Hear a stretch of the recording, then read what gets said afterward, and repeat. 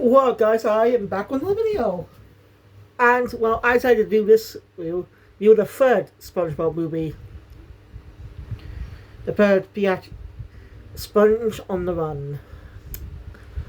Yeah. This is just not a good film. I actually watched this years ago sometime after it came out. Interesting enough, it release date on Netflix came out the same day CBS All Access was rebranded to Paramount Plus. So, yeah.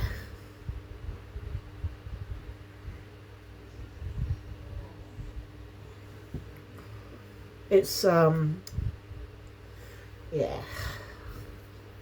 Ow.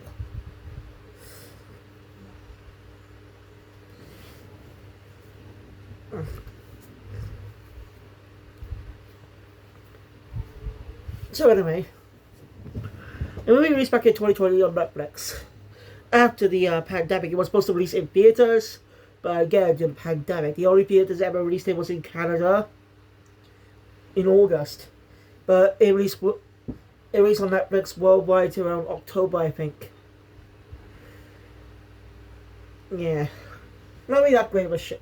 No, it's just lazy rehash of a lot of content from not just the original movie, but also an episode of the show. The film was going to be quite different. The film was had a different premise and stuff when it was in development, but the original director and stuff left. So they changed it. So we don't know what the original budget is. At least I don't know. Yeah. Anyway, when we review after this, I'm going to cover some Biddies and Bird content as well. Celebrate the Revival's new season. Celebrate the Revival. But that's going to take me a while. But I probably won't have enough time because I'm going to watch the other two movies. No. I think I'll actually save those movies for another time. Or maybe not. I don't know. One shitty movie's just as good. So. Plus, if I get enough time later, I could just go give King of the Hill a watch. Since I never really saw the show itself. I seen episode 1 at one point, but that was a long time ago. And I really want to see the new. Want to get to the revival, with season 2 of the revival premiering next, which is basically season 15, sorry, season 15, releasing in 2026. Now is that dead? Just sometime in 2026. Some other adult animations coming out there. Family Guy's getting 2 specials in October. Starting in October. Again. So it seems like a Christmas special and a Halloween special. That makes sense. Well, the last one sucked ass.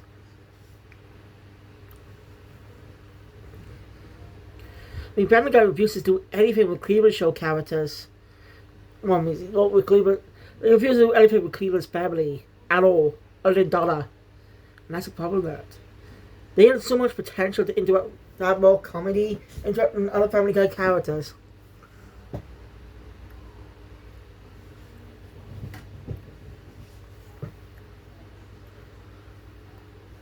Alright, when I do eventually review seasons of the show, so I plan to check out, I'm going to do it in specific eras, like the golden age of Simpsons, which is the best 10 seasons. The first 3 seasons of Family Guy, but basically its original style of animation will change in season 4. Get me? And for Futurama, I'm going to review the specific eras: the Fox era, the Comedy Central era, and the Hulu era.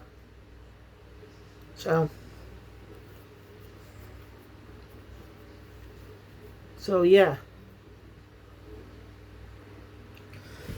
Alright, let's get into this shit. So the movie opens up. And now I can talk about the mean life of Bikini Bottom. Weirdest choice though is that it's not Tom Kenny. Yeah, usually as you know, the French narrator has become one of the most iconic characters in the entirety of the series. Always made this one voice, always portrayed by Tom Kenny. So why is this narrator not played by Tom Kenny? Like, he was available in the first movie. He was in the first movie. And I'm just saying, this is weird. But they didn't... I'm not saying this is bad, gonna be shit.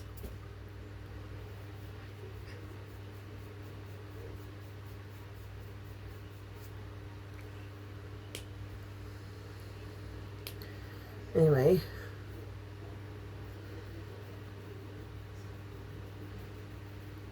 So, so, as usual, I was about SpongeBob and his love for his pet snail Gary. As Gary wakes SpongeBob up from bed, and I say, the only good thing about this film, the animation, is the unique the CGI they use in this movie. It looks really good. This is the first fully 3D animated SpongeBob film. When we last, but it's a shame this animation was wasted on this crappy one. As they'll be because they downgraded it in the Netflix movies and the upcoming fourth movie. It's a real shame. Well, I get the Netflix film because they're Netflix movies. Netflix is a shithole sometimes. You got like.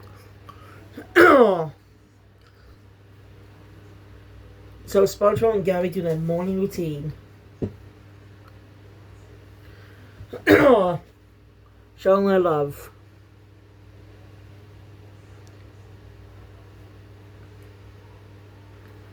SpongeBob hasn't had to work. He will be back though. Gary being like this. That's the typical thing pets do sometimes. They wait for their owners to come home.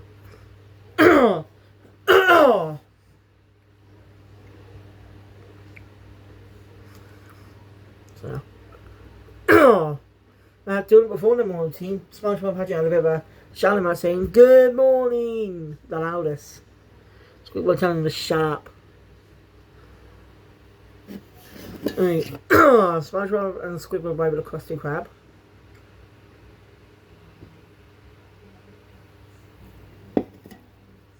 I know. Not me. Squidward's obviously the same as always, not happy. SpongeBob. Fire up the grill. Nothing cooking. Ready to serve customers.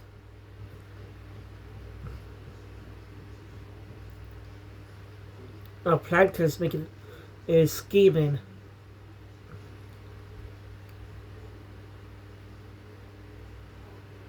To get the Krabby Patty formula. He thinks Krabs is responsible for all his failures. But Karen corrects him because she's did all the math. And the one who basically ruins his plans is SpongeBob. Very unintentionally. And that is true most of the time. Unless there's a wall of failures that Karen set up his little good guy. And a bit of a reference to the first movie, you can see a chop bucket helmet. You know, the mind control one.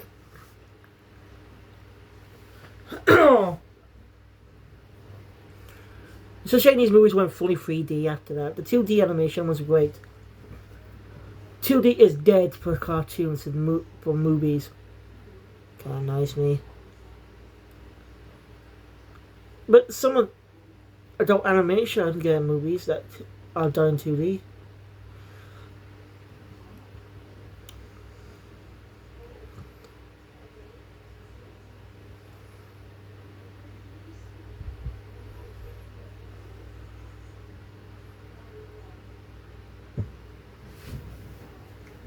Anyway.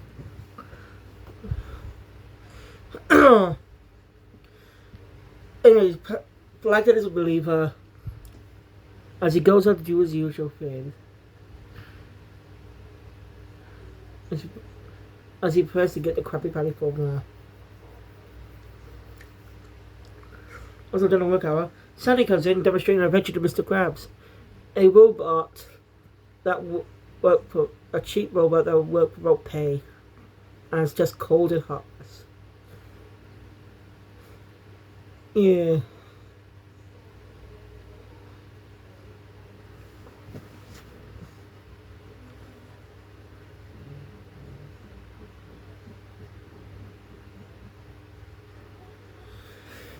This how it is.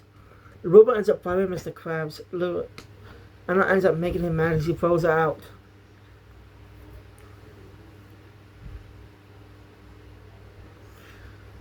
Well, Karen says take it in.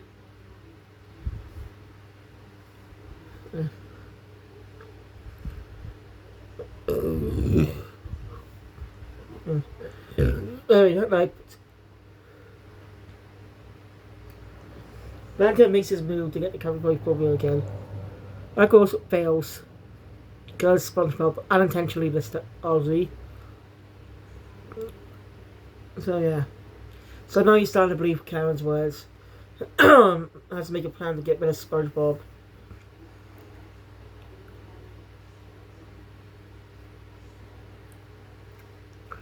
Meanwhile, I'm introduced to a new character for this movie.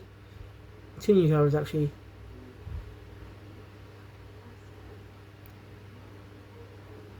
I don't know what he's called, but he's a royal servant. As we're introduced to the kind of main antagonist of this movie. Kind of. His name is King Poseidon, and he's played by Matt Berry. I said this in the last video. He will come back. Never said when. Yeah, Matt Berry returned to the SpongeBob franchise after 5 whole years after playing Bubbles in the second movie.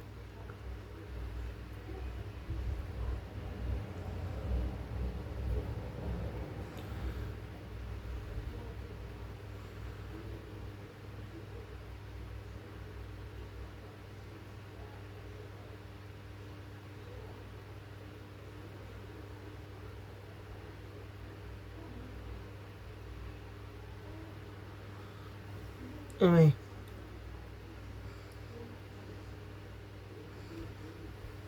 After that, Poseidon is obsessed with vanity. He lives in Atlantica City, which was lost. So they didn't even bother to call it Atlantis, since that's a lost city. I don't know whether it existed or not, though.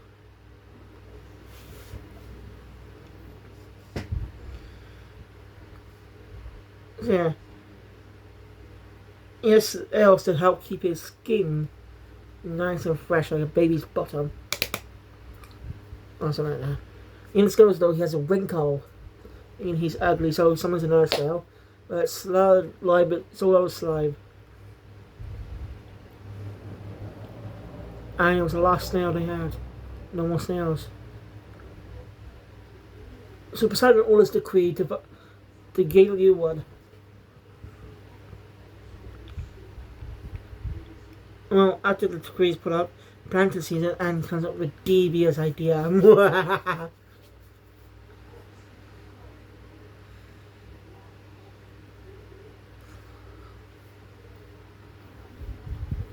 After that, we cut to Spongebob arriving home from work. And Gary missing. Such as everywhere. But suppliers all around town asking if they've seen Gary.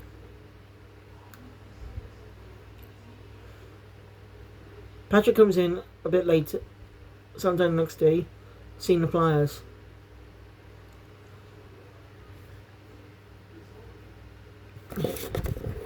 Patrick helps the United find in his own way, by the way, eating Gary's litter. His snail litter. You get what I mean? Yeah. Ew. That's just gross. Probably full of shit and stuff. Don't think it, I don't want to be sick. I'm not gagging every time I think about stuff like that. Anyway.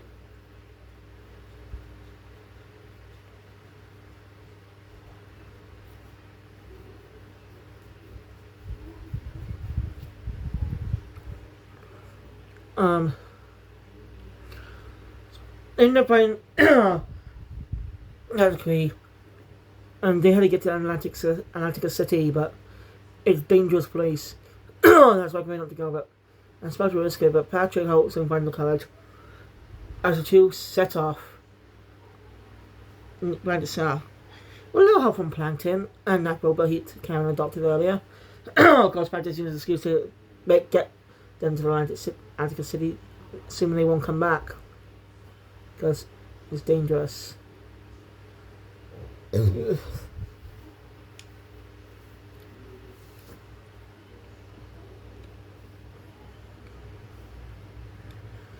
Actually, so yeah.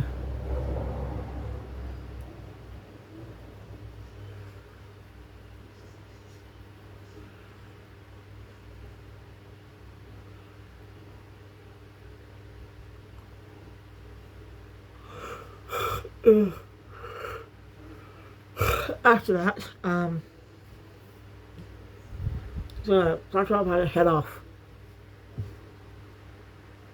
The Krusty Cars goes in shares about SpongeBob. SpongeBob actually on the road. Oh, I don't know where the two start arguing.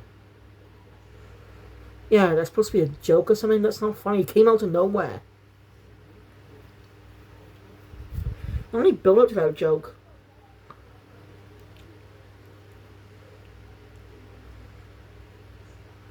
And this is Vision and apologizing to Trouble. Yeah.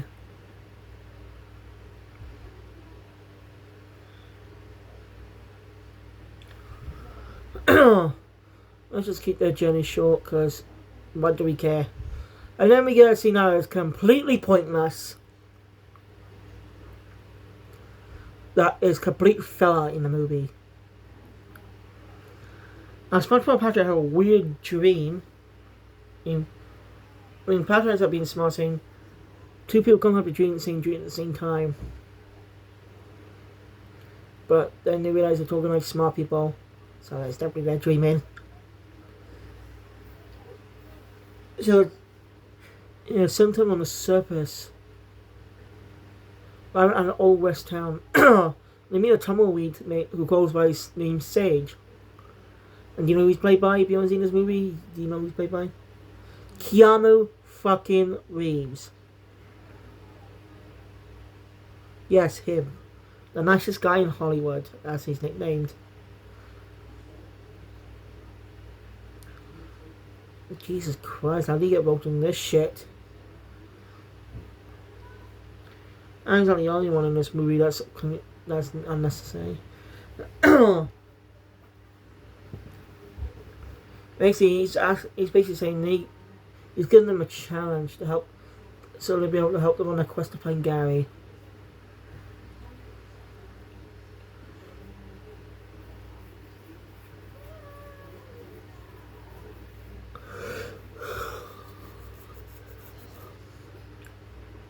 So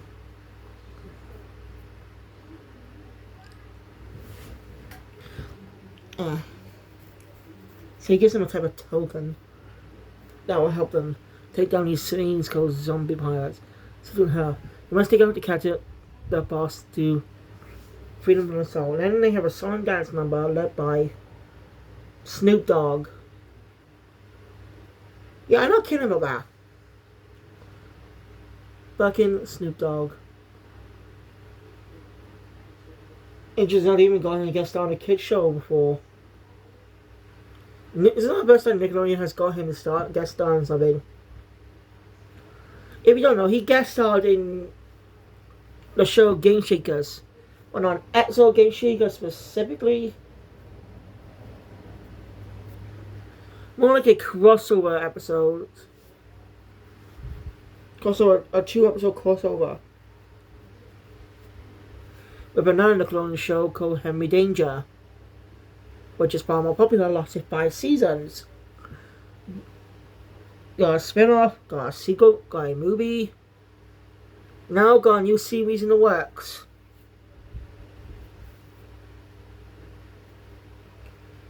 More of a spin-off series, really. A different spin-off, more mature in a way. What I heard is going to be a bit more of a mature spin-off. Anyway, someone about the big boss who looks strangely familiar. I don't know the actor that's playing here, but I swear I've seen him somewhere before. Anyway, after that, SpongeBob, the catcher and SpongeBob and Patrick plans to kill him and stuff. Saying that Sage is a lion and stuff. This is not a dream. When SpongeBob Patrick out, only open the curtains, revealing his weakness, and he didn't even realize he's weak to sunlight. So they just open the curtains and being stupid. I know that's a good pinhole back end.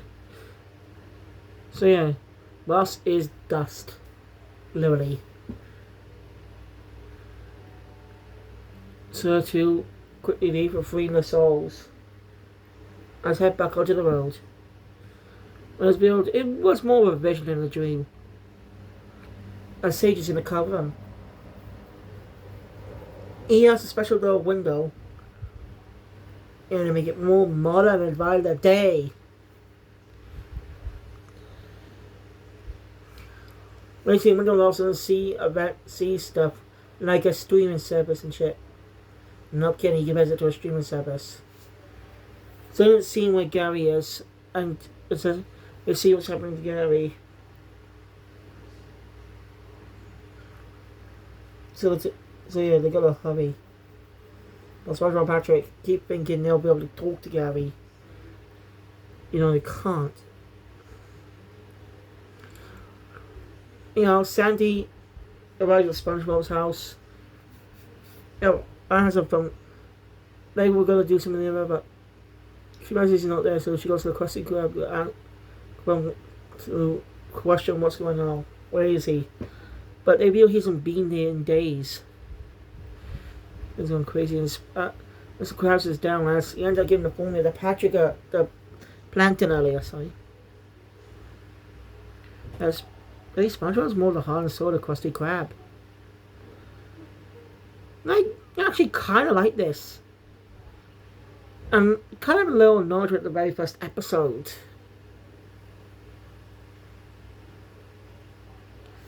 Right. As remember SpongeBob, they would have been swarmed a long time ago by very, very hungry customers.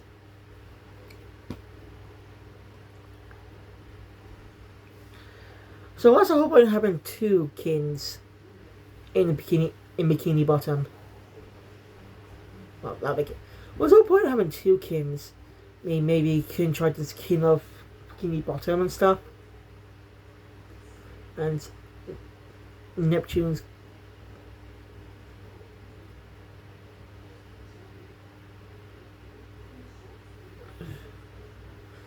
alright, he's Kin Neptune. You get what I mean.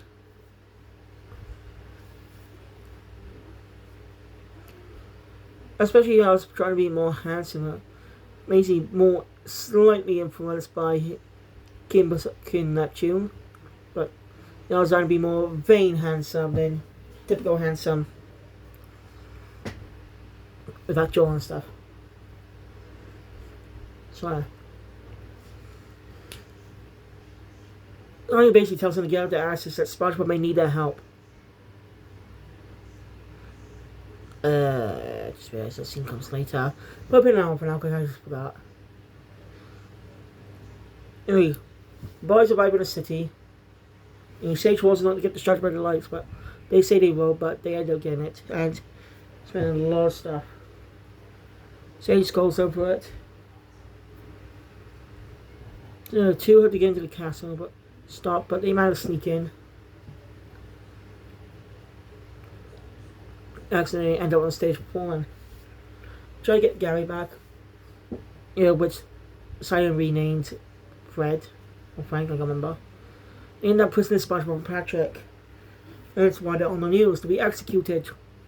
That's the whole point of Sandy is going to the city to help him. But SpongeBob and Patrick end up getting an argument over the loss of the coin.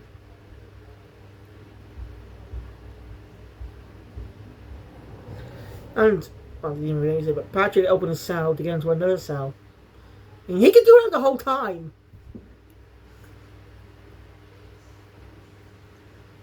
It's probably funny, but it really isn't.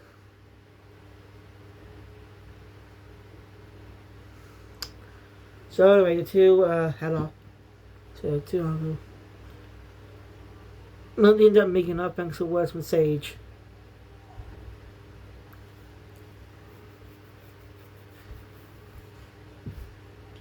Oh, oh fuck. You can tell I'm not looking. Piece of crap.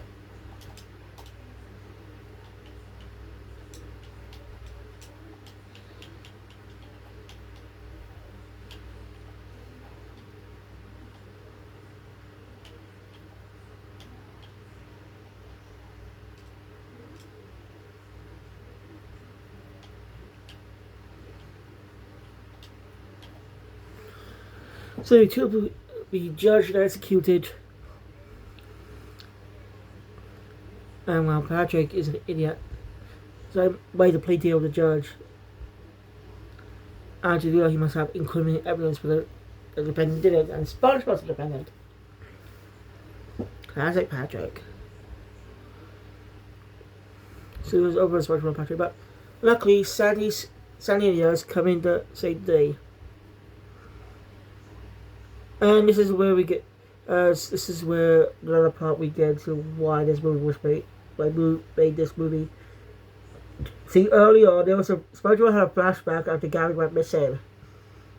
He was time on a place called Camp Coral, and we met him. And yeah, this is obviously set up with a fucking spin-off that was coming out at the time. Ugh. That's not a good thing. If it's just meant for advertising for a spin-off, then you're told crap heads. And also it retcons a lot of the characters. It retcons a lot of stuff.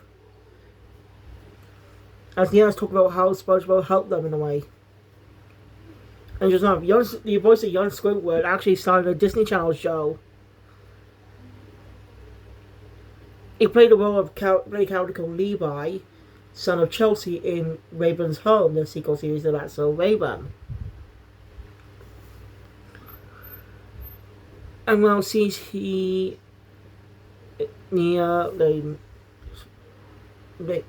Raven's daughter and brother to the other brother Booker, you know what I mean.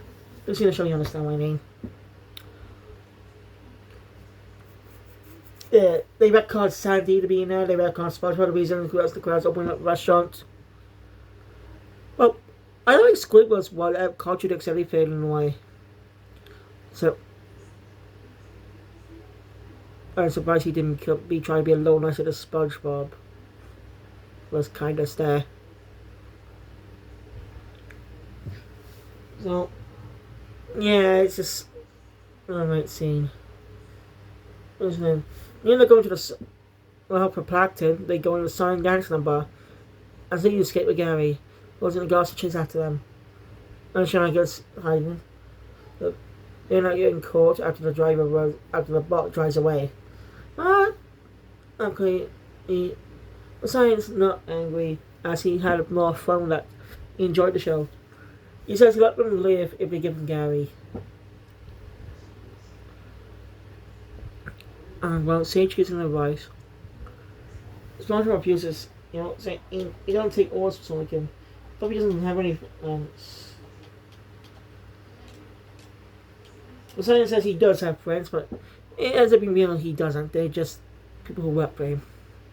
But SpongeBob says he'll be his friend. No